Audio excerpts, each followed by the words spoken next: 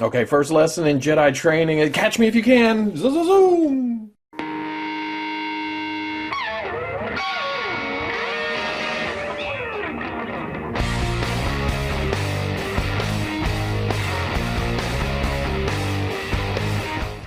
Okay, people, welcome back to another Fwoosh review. Tonight, I'm taking a look at the Hasbro Star Wars Black Series Rey Speeder. Now, this is another entry into Hasbro's vehicle series. I dig it. I like it. They're keeping them kind of small, which is, well, except for the TIE Fighter, which was #1. They're keeping these, after that, to a small size. It's more practical both to sell and for us to display, really. Don't get me wrong. I would dig a full-scale Millennium Falcon, a full-scale X-Wing, any ship you want to throw at me, but when it really comes down to it, where the hell would I put those things? I'd still buy them. I've got the TIE Fighter. It's sitting in my bedroom, on the floor, off to the side. Someday, I'll have it in a display, but at the moment, it's a little bit unwieldy. But the small vehicles, keep pumping them out. I'll keep buying them, even though some aren't as iconic at this point as others. Now looking at the box, it's big, yes, and it's bigger than my review space. Someday, I'll have the space to do stuff like this. But it's really impressive. I like the little blueprint look right here, the interesting graphic, the showing the toy on, well, from two angles, essentially, and then the figure shown in a window. It works. It fits with the whole Black Series scheme. On the side, like I said, #3, you get a bio, or well, a description of the speeder itself right here, and then a bio for Rey down under that. You get pretty promotional shots showing the engine parts, showing the stuff hanging on the side. It makes sure to point out that it's a tilting stand. Then down here you have the warnings, the unreadables. Probably says something like, don't actually enter this into a race. It doesn't actually speed. On the other side, you get packaging art for Rey. On the top, not a whole lot of much. On the bottom, some legalese. It's taken me 3 times to say legalese out loud. And then barcode. But I'm going to get the toys out of the box and then get rid of this big-ass thing. So, we'll see how that goes. Okay, it does come with a set of instructions. It shows putting the base in the bottom. It shows some panels. The big panel coming off. The stuff she's found that goes in the net comes up. There's another opening door, and then the tilty, turny on the base right there. Probably stuff you can figure out. I mean, it's not like it's rocket science or anything. Well, maybe it is, kind of. But not the actual toy. You know what I mean? Like the instructions show, the ball joint on the stand goes into the hole in the bottom of the speeder. That was kind of harder than I thought it would be, but it needs to be tight, it needs to be stiff, it needs to hold up the whole apparatus here. The junk that she's picked up that has 2 pegs, it goes in the sides right here and right here. And then the netting comes up and it has little loops to go on hooks. And that's about it as far as assembly goes. And there we go, all out of the package. And I have to say, if Hasbro can keep the quality up on these vehicles, I'll take any kind of smaller vehicles they want to throw my way. Looking at Rey first, it's a completely new sculpt, and I think I do like it better than at least the first releases from The Force Awakens. And maybe it's because her eyes are covered up here that I like it better. But it also seems the sculpt, at least on the sculpted parts, we're seeing some cloth here, I'll get to that, the sculpted parts are sharper than the original Rey figure. And as far as paint goes, it's a little bit sloppy in places. The flesh kind of comes down on top of the boot, but the lack of wash all over kind of hurts it because, you know, she's on the desert planet. She's dirty. I wanted a little bit of dirtiness here. And then the cloth robes, well, actually look pretty good here. They're supposed to be tattered. They're supposed to be torn. They're supposed to be a little bit bulky, and that's what they are. Getting up to the head, I think the likeness has helped a lot here. Well, I mean, you cover most of the face, and it's kind of hard to speak on the likeness, but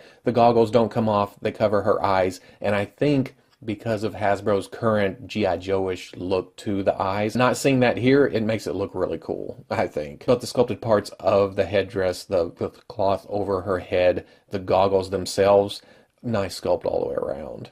And then as far as the speeder goes, this is the centerpiece here. But you know, it would be, that's what they call it, Rey's speeder, not Rey and her speeder. This was the main draw, and Hasbro did a good job of the sculpt all over here. The rivets, the panel lines, the broken glass up on top, The mechanical things on the dashboard, well, most of the mechanical stuff all over it, just very nice. And as far as weathering goes, they did a great job here. Not so much on the mechanical part, it could have been oily, but that's looking really close. When you look at it, and it's mostly the orange parts, really, that's where all the weathering comes in, but that draws your eye, that's the lighter color. And then when you start looking close, you can see metallic on the metal parts, which I wish there was a little more depth there, but the sculpt kind of makes up for that. Now the cloth parts were needed on the figure to make her sit on the speeder. You couldn't get in a sitting position if these were rubbery, even as soft as some of the plastics we've seen lately. You can't get them in the positions that you can get cloth in. I mean, you get full range of movement because of this. And they did do the drop down thing on the side. They have the one on this side, and it stays in place pretty good, both because of the belt here and then the scarf headdress piece coming down and essentially holding it in place. Also, before even getting into articulation, it's weird that they cut the articulation into the shorts here. They had to get the double knee in there. Well, they didn't have to, actually. When I put her on the speeder, it only really uses the bottom hinge. But the extra hinge up in there, which is really, really tight behind the pants leg. It doesn't look any worse than any other Black Series figure there, but it's kind of neat that it was built into and behind the actual pants here. And then we get to the speeder, which I don't have a huge gripe about. I kind of like this base right here. Whatever you set it on, it's kind of going to take on the color of the ground under it. But my biggie here was when I started looking really close, and somebody's going to come along and say, "You nitpicky bastard, quit pointing out little stuff that doesn't matter." We get to right here, and there's an exclamation point, and read the book. Instructions on this side, along with the Made in China, the copyright, all the information about Hasbro. I don't know how well that comes across on video, but you can maybe right there. See it? Once you notice it, you can't unsee it. I don't have a problem with that going on to... I'm used to it. It goes on all figures mostly. Maybe not this much, but it's right there. But they decided to put it on the side that we're most likely to display. Don't put it on this side that's all blank and not as visually interesting as this side. And really, when it comes down to it, that's my only gripe, really. I mean, that's just a stupid decision to be made. I guess you could say the same for these screw holes that here, that they did cover them with panels. It could have just been, you know, slots open, visible screws. They did cover them, but again, they put it on, you know, the good side, the money-making side. Something I forgot to mention a minute ago, this tends to shed a little bit. It's going to peel off little strings, and the more you mess with it, the more it does it. I do have quite a pile building up. Going over articulation, there's a ball going up into the head with a hinge on the neck. You get a surprising amount of down. The problem comes into play when you try to look up. When she's sitting on the speeder, you want her to look up a little bit, and it just doesn't work because of the tie hanging off. It looks great, nicely sculpted, gets in the way, hinders articulation. Not a lot of tilt. There's swivel. Hinge and swivel in the shoulders, goes up really high, then rotates around. Hinge and swivel at the elbow. It's cut down really far, but it doesn't really give her any extra movement. It goes pretty much 90. Try to turn it around, and even that way, maybe a little past 90. Maybe that was turned around. Yeah, it looks like that was backwards. Hinge and swivel at the wrist. Hinge, swivel. There is articulation at the torso, but she doesn't get a lot of forward. A little bit of side to side. Swivel. Hinge and swivel at the hip. She comes all the way forward. Back. Out. There's a swivel at the thigh. Double knee comes all the way up. Hinge at the ankle. Goes back. Goes forward. And then forward facing pin for rocker. Articulation on the speeder, and let's go over that. There's a ball joint going from the base up to it. You can get some tilt, forward, back. Pretty nice tilt to the side, but the weight of the ship will pull it over when you have Ray on it. The handlebars move forward and back. Those are on a swivel. There's a swivel for the pedals. They go all the way around. The back flaps here go in and out. I like that. I didn't even know that was there until I hit it and I thought I broke it. And then it has several opening panels. You can open this to reveal some engine part here, or close this and pull here, and the whole side comes off to reveal, I guess, the whole engine. Not a lot of paint here. It may have some wash to it, but it looks like swirly twirly for the most part. And then to put that back on, just 2 tabs in the front, push it down, pops back into place. And then on the other side, it has this opening panel right here, reveals more engine part. For extras, Rey comes with her staff. We've seen this several times. I think it's the same sculpt as the other ones. She comes with a scarf piece to make it look like she's pulled it across her face, covers her mouth, her nose for, speeding through the desert, keep sand out of your face. And that's essentially just a little piece with a nose cutout and a tab on bottom, and it presses on.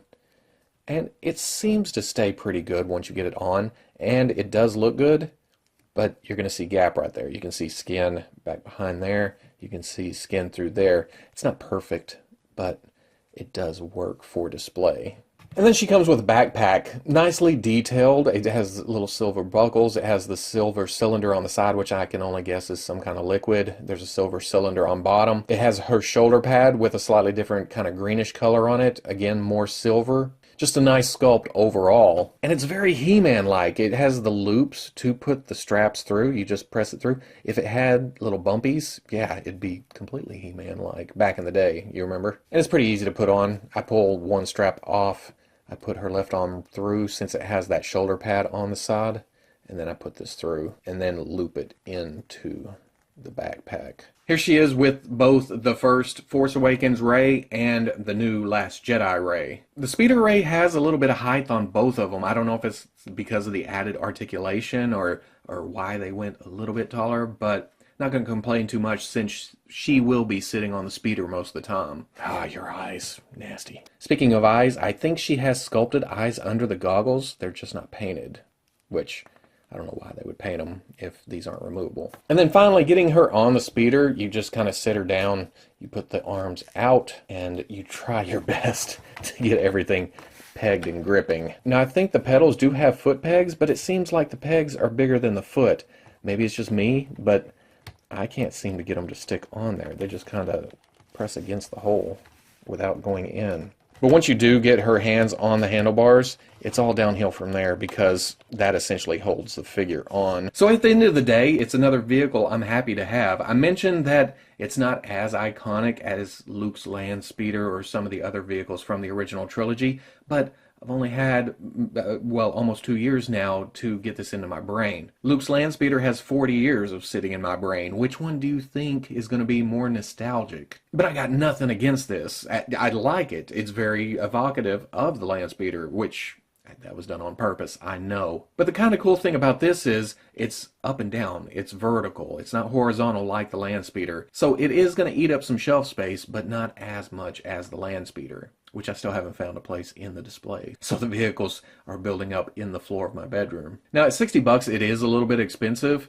but I feel like, well, I hate to say I bought it to support the vehicle line because I like it. I wanted it. I have no regrets about getting it, but I feel like I wanted to get this mostly to get more vehicles. And with the dewback coming, I'd like to see more smaller vehicles. Hell, at this point, let's do a vintage kind of callback thing and do some mini rigs. I'd like to see some of those. I know people would say they weren't in the movies, but they were cool little things that just off to the side, you know what I mean? I had tons of fun with those when I was a kid. So if you have a Force Awakens display, or you dig Rey, you dig the speeder, you dig the movie, I think this is a good get. We probably won't see anything else this large from that movie, at least in the foreseeable future. So if you like the review, comment, like, subscribe. I'll catch you on the Fwoosh.